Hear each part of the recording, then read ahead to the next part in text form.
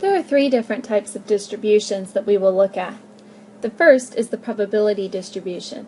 It's the distribution from which we sample. We can describe the probability distribution by saying that our variable is binomially distributed with parameters n and p.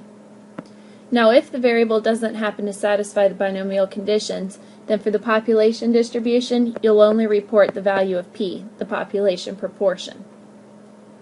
The data distribution is what is seen in practice. It's what's seen when the data is collected. For the data distribution, you'll report p hat, which is your number of successes out of your total number of observations. Remember, these are your number of successes in the sample out of your total number of observations in the sample. For p, it would be your number of successes in the population divided by the total number of people in the population. This is something that's often not known. P hat is your best guess of p.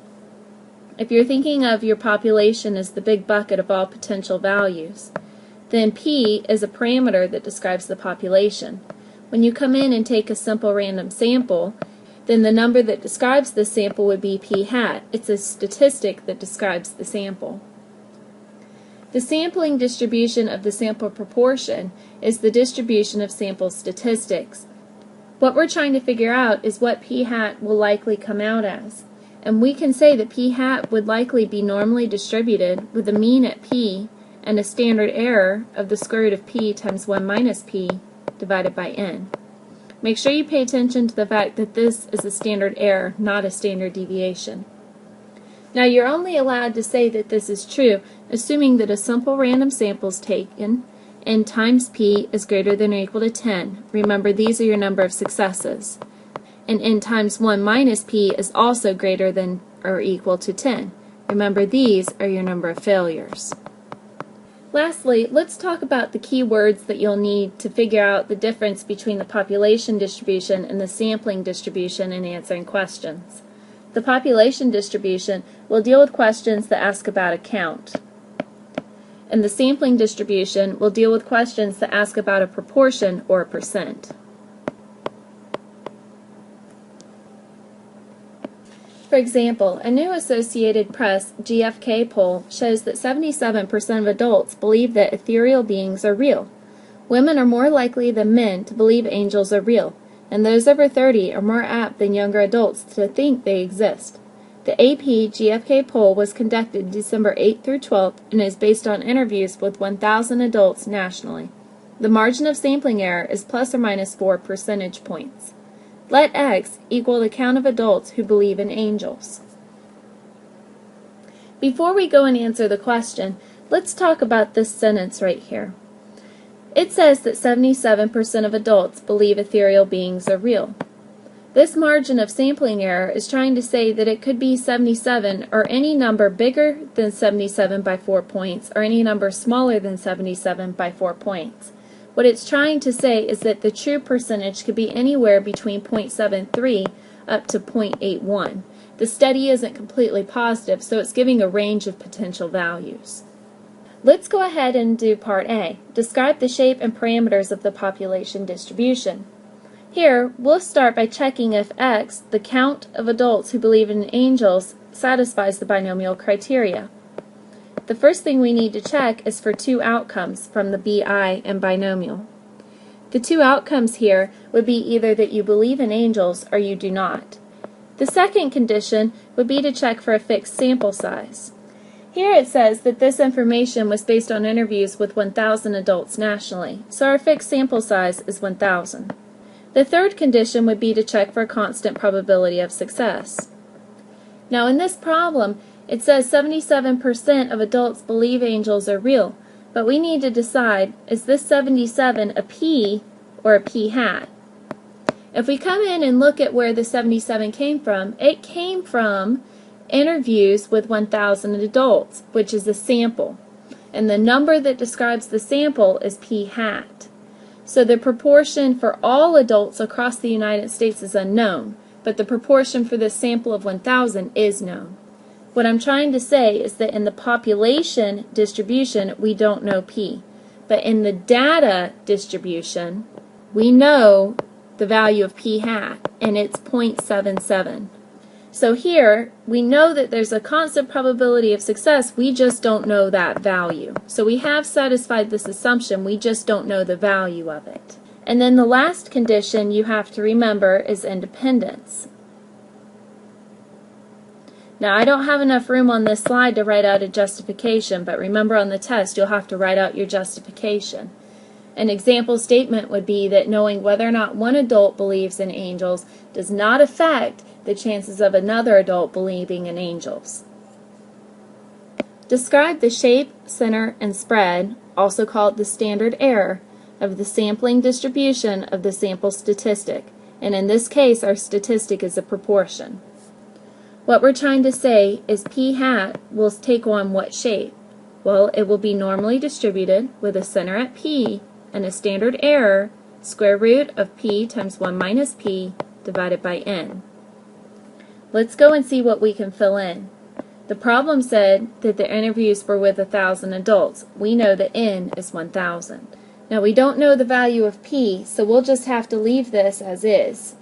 If, however, we knew the number for p from right here, if we knew the proportion for the population, we would be filling that number in on these positions.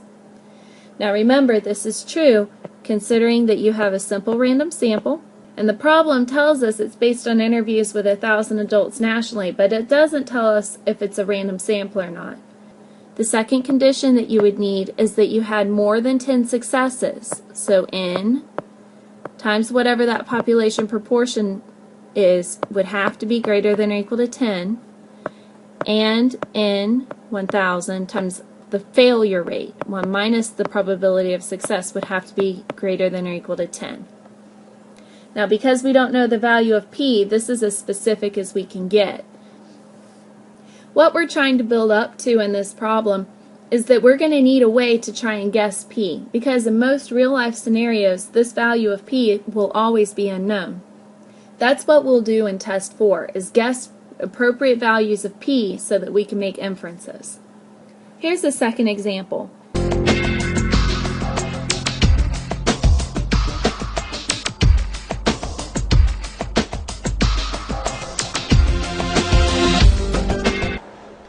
Effort. You know what Rawls' answer to that is? Even the effort that some people expend, conscientious striving, the work ethic, even effort depends a lot on fortunate family circumstances for which we can claim no credit. Now, let's do the test. Let's do a test here. Never mind economic class, those differences are very significant. Put those aside.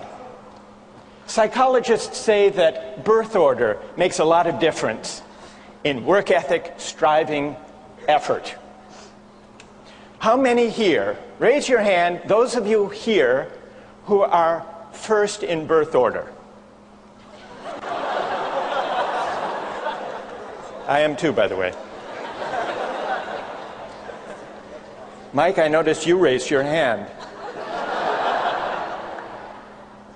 If the case for the meritocratic conception is that effort should be rewarded, doesn't Rawls have a point that even effort, striving, work ethic is largely shaped, even by birth order? Suppose that 80% of the 6,655 undergraduate students enrolled at Harvard are firstborn. This is our population. A survey asks a random sample of 1,000 students if they are firstborn. This is the sample. For Part A, describe the shape and parameters of the population distribution. Let's set up our random variable x. It will be the number of firstborn students. And we can say that x has a binomial distribution assuming that there are two outcomes. And the two outcomes here would be either you're firstborn or not. We also need a fixed sample size. And the problem tells us that they sampled 1,000 students, so we know that n is 1,000. Next, we need a constant probability of success. And it tells us that for the population, For all 6,655 students, the probability of a firstborn is 80%, or 0.8. So we know that the probability of success, the number that describes the population, is 0.8. And then the fourth condition is independence. To justify this, you could say something like, knowing that one student is or is not firstborn will not affect another randomly sampled student's chance of being firstborn. Notice that in Part A, when we described our variable x, we said it's the number of firstborn students. So when we read through word problems on this one, we're going to be looking at questions dealing with a count, meaning how many were firstborn. Let us say that the survey found 900 students said yes. Describe the sample distribution. Remember, the number that describes the sample is the statistic, p hat, and it's the number of successes out of your total number of observations. This is x out of n. And if you reduce this, you see that your sample proportion is p hat equal 0.9. Describe the shape, center, and spread, also called the standard error, of the sampling distribution of the sample proportion. We can say p hat is normally distributed with an average of p and a standard error of the square root of p times 1 minus p divided by the sample size. Filling in the values, we know that p, the probability of success for the population, is 80%. Or, from our binomial distribution, we know that p is 0.8. The sample size n can be found here. It surveyed 1,000 students, or from the population distribution. This is our n value. The last thing I would do here is go ahead and clean up 1 minus 0.8 and replace this as a 0.2. Other than that, I would leave the square root as is. If you get rounding by typing this into your calculator, then when you go into the homework and try and type in your answers, you'll get rounding problems and you'll have to rework it. Now remember that this statement is true assuming a simple random sample. And if we come into the word problem, it says a random sample of 1,000 students. Next, we need 10 successes.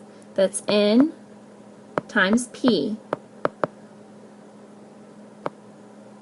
So out of the 1,000 students, 800 of them are firstborn, and 800 is definitely more than 10. And we need 10 failures. So 1,000 times 1 minus p, 1,000 times 1 minus 0.8, that's 0.2. So if out of 1,000, 800 are firstborn, that means 200 are not firstborn, but this is still greater than or equal to 10. So we've met all three assumptions. This statement.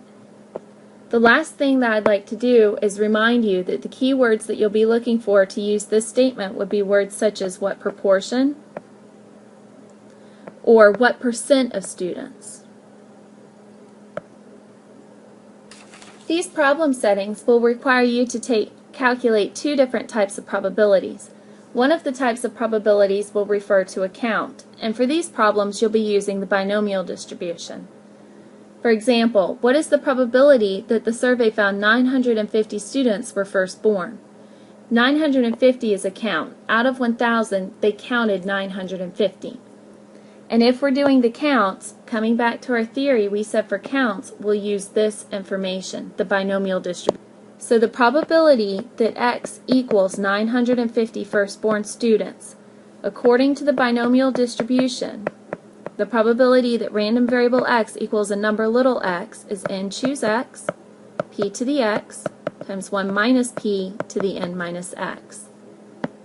This would be n 1,000, choose the x value, 950, times the probability of success, raised to the x power, times 1 minus the probability of success, this is your probability of failure, to the n minus x power. When you type this in your calculator, you'll get back 9.18 e to the negative 43.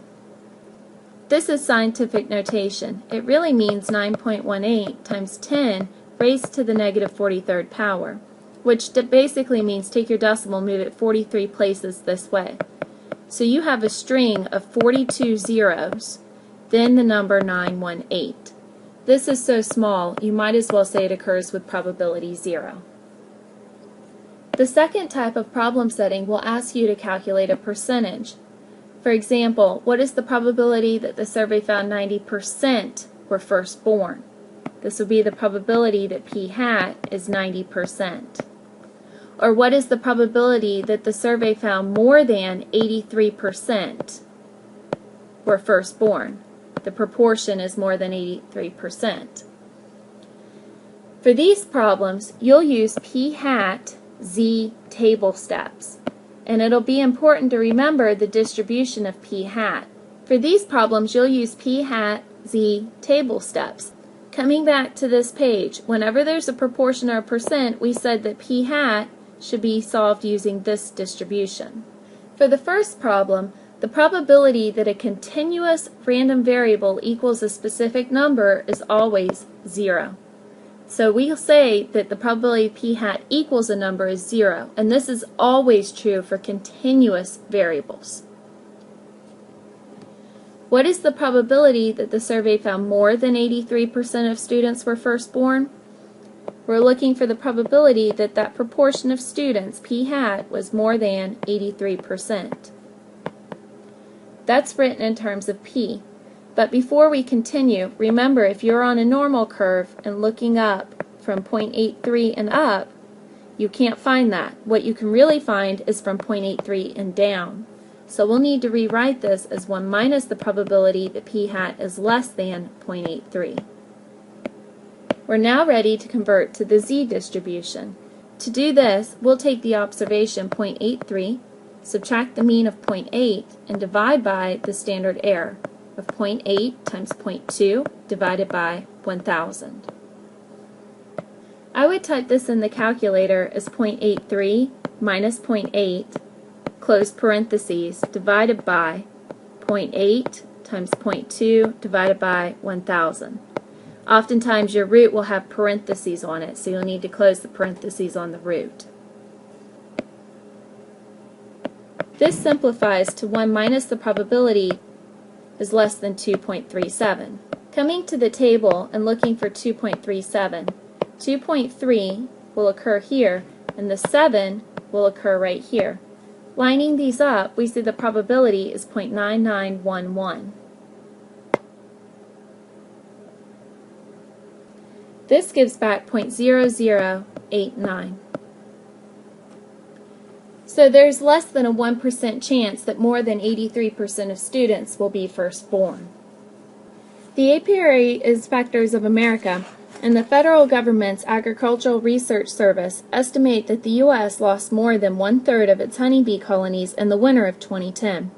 This is an increase from overall losses of 29% in 2009, and similar to the 2008 numbers when nearly 36% of honeybee colonies disappeared.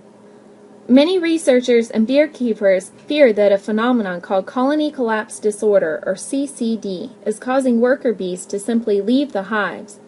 Many scientists suspect pesticides cause bees to become disoriented or impaired so they cannot find their way back to their hives. The chemicals are thought to weaken the bees' immune systems. In May 2008, 2/3 of the bee colonies in Germany were killed, and the damage was traced to Candium. Within 2 weeks, Germany banned Candium. 2 years later, in Indiana, dust near cornfields treated with Candium was stirred up during a dry spring. Purdue University researchers found high levels of Candium in dead bees and incoming pollen. Unlike Germany, the U.S. has not banned the use of such pesticides, much to the chagrin of beekeepers. The EPA says it is reviewing the pesticides, but the process can take years. Let us say that 40% of the 7,400 employees at the Environmental Protection Agency stated that the U.S. should ban Candium.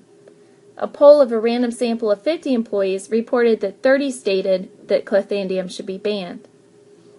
Let's describe the population distribution. Let the random variable x be the number of employees who think that Candium should be banned. We can say x has a binomial distribution if there are only 2 outcomes. Here the 2 outcomes would be either yes it should be banned or no it should not. The next thing we need is a fixed sample size. It says there was a poll of 50 employees. That's a fixed sample size of 50. The next condition we need to satisfy is a constant probability of success for the population. And it says 40% out of all employees out of the population agree that clethandium should be banned. So P would be 0.4. And then the last condition is independence.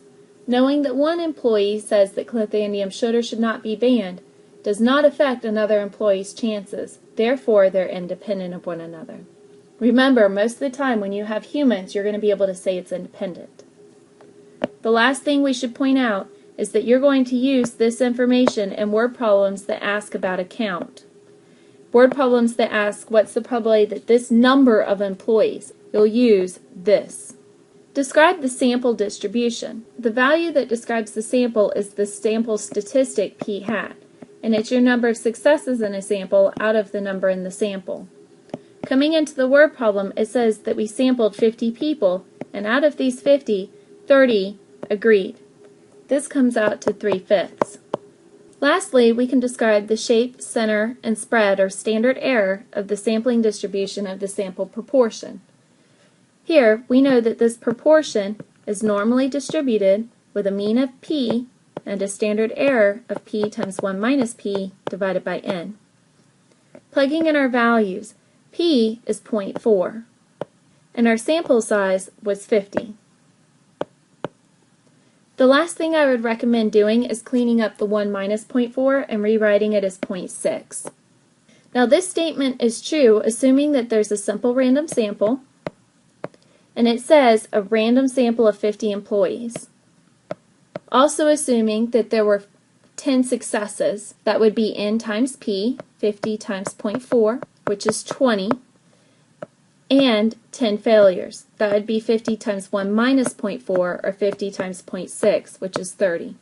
Both of these are larger than 10, so we have met our assumptions. Lastly, when working through problems, remember you'll use this theory if the problem asks about a proportion or a percentage. So if it says something like, what's the probability that a certain percent of employees would agree, you'll use this. Let's work through a couple of examples. The first type of problem refers to a count. For example, what is the probability that 40 employees stated clethandium should be banned? This is the probability that x equals 40. Now we need to ask ourselves, is this a continuous distribution or a discrete distribution? If it's continuous, you automatically know the answer to this will be 0. If it's discrete, you'll have to work it out and find the answer. The binomial distribution is a discrete distribution, so we know the answer to this one is not 0 automatically. We'll have to work this out using the probability formula. Let's go back and get the distribution that we said x satisfies. Here, we said that x is binomial 50.4 for count problems. 50 was our value for n, and 0.4 was our value for p. Also remember the probability the random variable equals a specific number is n choose x, p to the x, times 1 minus p to the n minus x.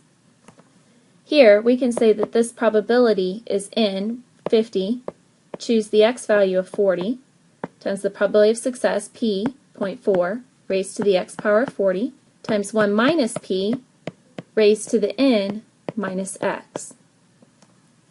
Typing this in the calculator gives back 7.5 e negative 9. Remember, this means move your decimal 9 places to the left. So we have 8 zeros, and then the number 75. This is so small, you could say it's approximately 0. The second type of problem will refer to a percentage. For these problems, you'll use the p hat distribution, then convert to a z distribution, and then look in the table to find the final answer. What is the probability of the poll finding between 50% and 60% of employees stating that clethandium should be banned? We're looking for this. The probability that our sample proportion is somewhere between 50 and 60%. Let's go back and get the distribution of p hat. We said p hat is normally distributed with a mean of 0.4 and a standard error of 0.4 times 0.6 over 50. Before we convert to the z distribution, let's think about how we're going to have to look this up. If p hat is somewhere between 0.5 and 0.6, and we want to look this up in the Z-table, what we're really going to have to do is look up the probability of being less than 0.6 and down.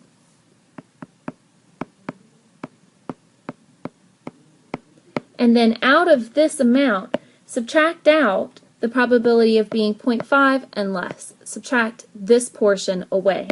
When you subtract it out, it will leave over the range of values that you were interested in, falling between 0.5 and 0.6.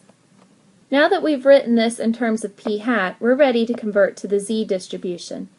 Take your observation of 0.6, subtract the mean of 0.4, and divide by the standard error. Repeat this for the second probability. The probability that Z is less than or equal to the observation of 0.5 minus the mean of 0.4 divided by the standard error of 0.4 times 0.6 divided by 50. This simplifies to the probability that Z is less than or equal to 2.89 minus the probability that Z is less than or equal to 1.44.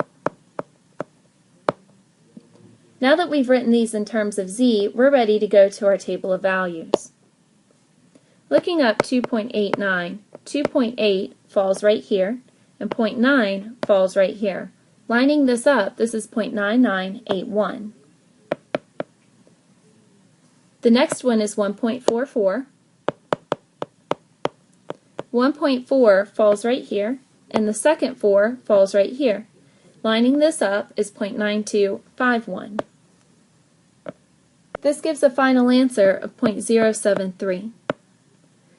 So there's about a 7% chance that between 50 and 60% of employees will agree that clothandium should be banned. Here are the works cited used in this lecture.